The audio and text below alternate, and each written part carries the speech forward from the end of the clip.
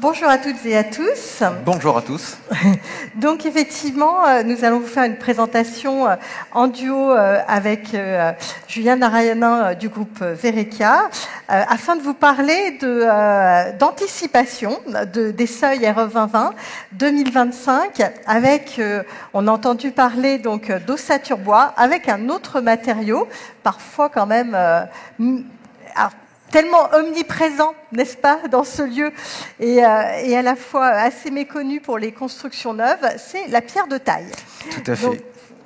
Donc j'ai demandé à Julien, effectivement, qu'on puisse intervenir ensemble, parce que, quand même, c'est un matériau absolument fabuleux, avec beaucoup de qualité, et qui permet de répondre à ses futurs objectifs. On vous emmène pour une première opération à Colombes. Verekia a un savoir-faire singulier, puisqu'on emploie dans chacune de nos constructions de la pierre de taille massive, qui est issue du bassin francilien. Ici, à l'écran, vous avez... Parce que vous avez une carrière. Oui, on est propriétaire d'une carrière, donc on est vraiment intégré à toute la chaîne de valeur, donc de l'extraction, transformation, mise en œuvre. Donc on a une bonne connaissance de la matière et on a œuvré au sein de la filière pour produire les FDES qui n'étaient pas forcément existantes il y a encore quelques années de cela. Et avec Nathalie, on travaille depuis de nombreuses années sur la mise en valeur des vertus de la pierre et sa compatibilité notamment avec le référentiel de la RE 2020. Le Monte Rosso qui est à Colombes, une opération de 148 logements réalisée en pierre de taille massive à 90% de ses façades, puisque la pierre on l'utilise en 23 cm de façon massive et porteur au droit de chacune de nos façades.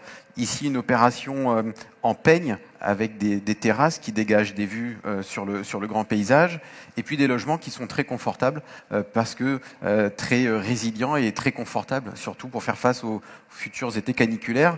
Et on a sollicité Nathalie par le passé, avant même que la RE 2020 ne soit mise en application, pour anticiper un petit peu quels étaient les premiers seuils, les premiers critères.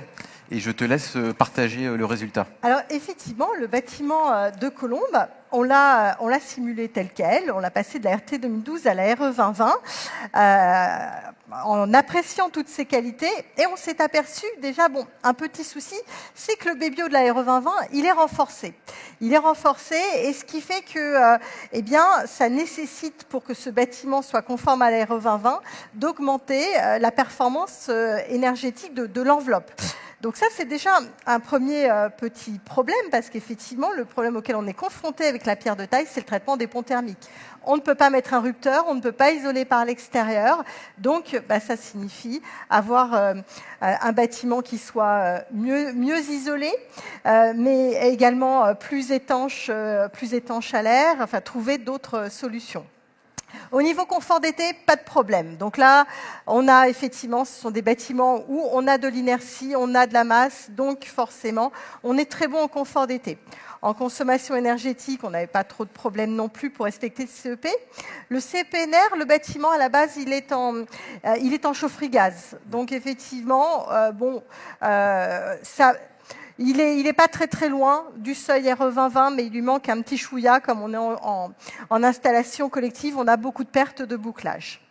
Le IC Énergie, niveau 2022, on est assez proche. Par contre, le niveau 2025, en tout gaz, on s'en doutait, on n'y arrive pas. Et le IC Construction, là, on s'est aperçu qu'on n'était pas loin du seuil RE 2020, mais qu'il y avait quelques petites optimisations à faire qu'on va vous montrer quelque part. Donc, le bâtiment déjà conçu à l'époque, il est proche, mais avec quelques points d'attention. Notamment, je vous en parlais, le renforcement de l'isolation nécessaire, un système de chauffage moins émetteur de CO2, et surtout, à l'époque, quand Julien nous a demandé de faire cet exercice, votre carrière n'avait pas encore de FDES. Et d'où effectivement sa réalisation, alors qui était en cours quand même. Oui, elle était initiée. Il faut savoir qu'en Île-de-France, on compte une dizaine de carrières. Les carrières sont constituées d'une dizaine de personnes. C'est pas très structuré. C'est un fonctionnement plutôt sur la base de la passion pour le métier, le savoir-faire. Et donc les carriers ne se préoccupent pas véritablement de la production de fiches de déclaration environnementale. Donc c'est vrai que ça a dû mettre un peu de temps pour changer cette tendance de fond. Parce que la valeur par défaut était quand même assez pénalisante. Ensuite, effectivement, on s'est aussi aperçu qu'il y avait un poids assez conséquent au niveau des planchers intermédiaires qui sont en béton, puisque sur l'opération de Colombe, et qu'effectivement, la rédaction des CCTP nécessitait d'être un peu plus précise, notamment au regard du carbone, avec l'interdiction de béton SEM1 qui n'était pas toujours très explicite, avec plus de recours à des FDES. Donc en fait, cette étape préalable, elle a permis de se dire attaquons la RE 2020 avec toutes les connaissances pour vraiment pouvoir réaliser des opérations performantes. Oui, plus vertueux, c'est en tout cas l'objectif du groupe Verrekia, être vraiment progressiste dans la sobriété énergétique, l'exemplarité environnementale et le confort de l'habitat. Et là, on vous emmène dans une autre ville, plutôt située dans le 95, à Montigny-les-Cormeilles, une opération remportée l'année dernière avec Fresh Architecture. On est sur une architecture qui est beaucoup plus ouverte, plus bioclimatique, avec de la pierre de taille massive et aussi de la brique. Et on a voulu décarboner le cœur de l'architecture et de se pencher plutôt à l'intérieur de nos immeubles pour se dire comment remplacer le béton quand cela est possible. C'est le principe aujourd'hui communément appelé du bon matériau au bon endroit. Donc travailler l'isolation plutôt biosourcée mais compatible avec de la pierre de taille massive, de sorte à éviter le fameux point de rosée, travailler la performance énergétique en ce sens, et puis toujours sur l'impact carbone, à démocratiser les vertus carbone de la pierre. Et ce qui est formidable, effectivement, Julien, avec le groupe Verrekia, c'est vraiment cette stratégie du bon matériau au bon endroit. Il n'y a pas de position dogmatique de dire on utilise de la pierre partout et exclusivement. C'est vraiment de se dire quel est le bon système constructif en fonction des besoins.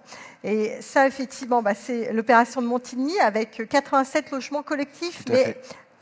Avec du découpage. Avec une mixité programmatique, puisqu'en effet, 64% des Français veulent vivre dans une maison. Et on a une urbanité forcée où en 2050, on sera 2/3 de la planète à vivre dans les villes. Donc l'idée, c'était de retranscrire la qualité de vie qu'on peut avoir dans une maison, mais dans un immeuble collectif. Donc on a mixé l'architecture avec des gabarits, des épanelages assez variés, partant de la maison, du collectif intermédiaire jusqu'au collectif. Donc une pluralité de modes d'habiter. Exactement, avec une conception donc mixte, avec des briques et de la pierre, bien sûr. Là, on est sur, alors là, sur cette opération, on a travaillé avec Agroénergie, qui est un concepteur, réalisateur et exploitant de chaufferies bois. Donc, on a créé un mini réseau de chaleur, finalement, pour l'ensemble des futurs occupants. Donc, en termes on ne peut pas faire mieux en termes d'énergie décarbonée. On a des objectifs, donc RE 2020 niveau 2025, le label Effinergie Plus pour Marie, et également donc une labellisation NFHQ. Donc tout ça pour 5764 mètres carrés.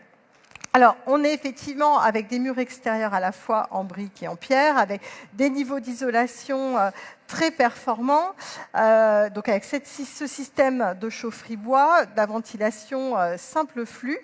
Et donc, alors, qu'est-ce que ça donne? Là, effectivement, on voit les résultats en termes de Bébio par rapport au Bébiomax de la RE 2020, où on est largement bon et conforme par rapport aux objectifs visés, ainsi que le CEPNR, tout à l'heure, vous voyez, qui était en chaufferie exclusivement gaz de Colombe, là, on passe en chaufferie biomasse, donc on est extrêmement bon sur le CEPNR, puisqu'on est à 20 et quelques pour les 70 en valeur max, et on retrouve la même tendance sur le IC Énergie où on anticipe de loin les seuils 2025, ainsi que les degrés-heures où effectivement on est là aussi extrêmement performant du fait de l'inertie sur ce bâtiment et de la conception intelligente aussi qui a pu être fait en synergie avec Fresh Architecture pour avoir un maximum de logements traversants.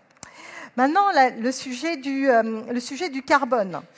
Donc là, on a fait un zoom sur un des bâtiments avec une façade en mur en pierre, avec des refends et des planchers qui sont en béton. Alors ça, c'est quelque chose d'important. C'est-à-dire que la pierre est un matériau effectivement lourd, mais qu'on est obligé d'isoler par l'intérieur. Et le problème de l'isolation par l'intérieur, c'est qu'on perd l'inertie au niveau des façades. Donc, ce qu'on s'attache quand même à faire avec le groupe Verica, c'est de garder cette inertie au niveau des planchers intermédiaires. Et ça, c'est quand même très important. Et là, aujourd'hui, effectivement, on est en pleine réflexion sur le type de plancher. Plancher béton classique, mince, on n'est pas très bon en carbone. On bascule en CEM3, bon, oui, d'accord, mais c'est pas forcément durable.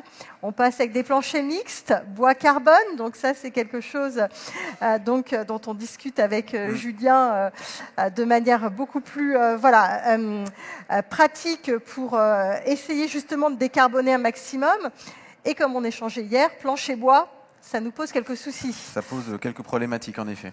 Notamment au niveau des hauteurs des PLU, puisqu'on a on a des planchers plus épais et qu'en fait, par rapport aux règles de gabarit qui nous sont imposées, notamment dans ces écoquartiers, ce n'est pas prévu.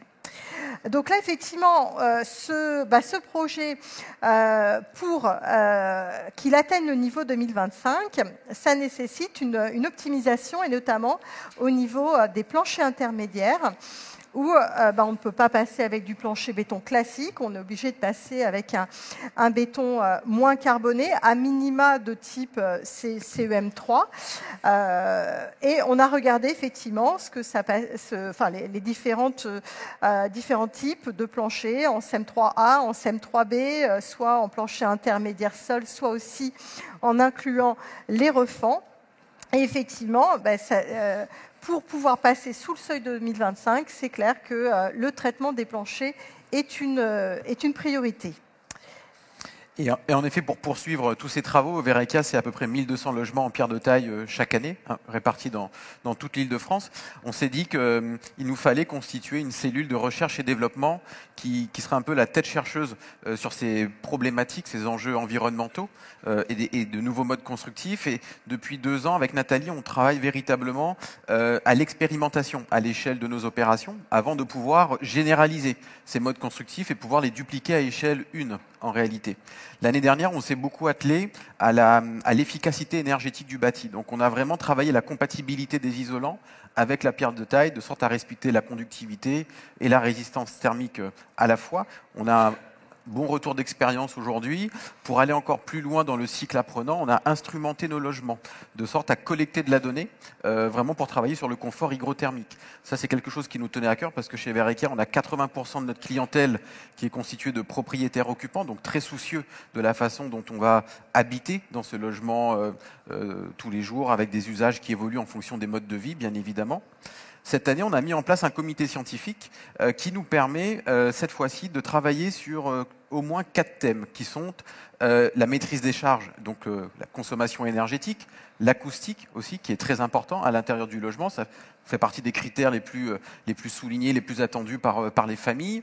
On a aussi le sujet du contexte réglementaire, parce qu'en effet, sous le Second Empire, 19e siècle, on voit bien que Paris a été fait largement avec de la pierre de taille massive. Elle a un peu disparu des radars, et grâce à la RE 2020, que l'on considère comme étant une opportunité pour le secteur de la construction, on a la possibilité de replacer la pierre de taille dans le champ des modes constructifs contemporains. Donc ça nécessite de travailler la filière, de former aussi de nouvelles personnes à ces nouveaux métiers. On travaille pour cela avec les Compagnons du Devoir, par exemple, avec qui on forme tous les ans des jeunes et qu'on sensibilise aussi à ces nouveaux modes de faire la ville, en tout cas. Et puis, ce côté réglementaire, c'est tout un travail de fond, puisqu'on se rend compte qu'on était à 2 doigts de ne pas être cité dans le contexte législatif de la RE 2020, puisqu'on ne parlait que du biosourcé, et on a oublié que la pierre était plutôt géosourcée. Donc on était à 2 doigts de ne plus exister. Donc heureusement, on est encore là. Et donc c'est un peu les thèmes qui animent la façonnerie. Et on parlait tout à l'heure de transition écologique, mais on a aussi pour nous une transition économique, puisque construire en pierre nécessairement n'a pas le même prix que de construire en béton. Et donc on doit rationaliser, on doit former, on travaille collectivement avec un écosystème d'architectes, de bureaux d'études, de décideurs publics, pour nous aider à mieux appréhender cette approche technique qui permettra de généraliser. Et vous le voyez, on est dans le 95, première couronne, pour véritablement montrer que il faut démocratiser la qualité du logement pour tous et que ce n'est pas réservé nécessairement qu'à Paris intramuros. Ça, c'est un objectif fort qui est inscrit dans la raison d'être de Verrekia et on s'attelle à le développer. Qui a commencé tous les en jours. 93. Exactement. Donc c'est important. Un autre sujet important, Julien, c'est que la pierre de taille, est-ce qu'on en a beaucoup? Alors oui, c'est aussi une information importante parce que souvent on nous dit mais c'est une matière qui est épuisable, alors qu'est-ce qui va se passer dans quelques années? Les études géologiques sur lesquelles on travaille aujourd'hui démontrent que rien que sur le bassin Île-de-France, donc dans les carrières de Saint-Maximin à Nogent-sur-Oise, on dispose de 6 siècles de gisements, de disponibilité géologique de pierres calcaires. Il faut savoir que 2 types de carrières sont en exploitation en Île-de-France, donc des carrières à ciel ouvert et puis les carrières en galerie. Donc à chaque, c'est un jeu de lithologie et de géologie avec des strates en fait que l'on appelle des bancs. Et à chaque strate correspond aussi un usage. Typiquement dans nos immeubles, la pierre qui va être à rez-de-chaussée correspondra à une caractéristique mécanique différente parce qu'elle va devoir résister au gel, devoir résister aussi à la dissolution des sels. La pierre qu'on utilise dans le corps principal du bâtiment devra résister plutôt au principe de rejaillissement, donc avec un principe de dureté un peu différent. Et ainsi de suite. Donc autant de caractéristiques de pierre que de besoins pour la ville. Donc la question de la disponibilité n'est pas véritablement un souci. Et en parallèle, je crois que l'inflation qu'il y a eu sur la pierre de taille a été vraiment minime par rapport à l'inflation du prix des autres matériaux. Oui, ça s'explique principalement par le fait que c'est une matière qui est locale. On pas besoin de ressources énergétiques. Exactement, elle se transforme avec très peu d'énergie grise et elle se met en pause, en place, en filière sèche. Donc en réalité, on est très économe en énergie et en carbone sur tout le cycle de vie, tout en sachant que c'est une matière qui se réemploie. Elle ne se recycle pas, mais elle se réemploie, ce qui propose aussi des vertus pour plus tard, pour les générations futures, on va dire. Donc voilà, vous l'aurez compris, effectivement, c'est un formidable challenge aujourd'hui que de reconstruire en pierre, matériaux naturels, géosourcés, qui permet de répondre aux futurs objectifs bas carbone avec cette ressource finalement dont on a, qui existe. Il faut juste se réapproprier le savoir-faire ancestral finalement. Et ça, c'est formidable qu'un promoteur qui va du début à la fin, parce que finalement c'est ça toute l'expertise du groupe Verrekia, c'est que vous avez les carrières. Marc Verrekia, c'est quand même son métier à la base de construire en pierre et donc de pouvoir en tout cas proposer des logements qualitatifs, et ça c'est vraiment aussi l'enjeu des générations futures, d'avoir encore des bâtiments qui seront là dans 200 ans, on peut l'espérer, comme c'est le cas aujourd'hui de tous les bâtiments qui ont été construits par le passé. Tout à fait. Merci pour votre écoute. Merci. Merci Nathalie Chang, merci Julien Naranayan. On prendra les questions après la table ronde, si jamais vous pouvez rester avec nous. Nathalie Chang, je vous invite à rester sur scène. Ah oui, c'est bon. Vous pouvez vous asseoir, par exemple. On va continuer de parler réglementation et notamment de ce qui doit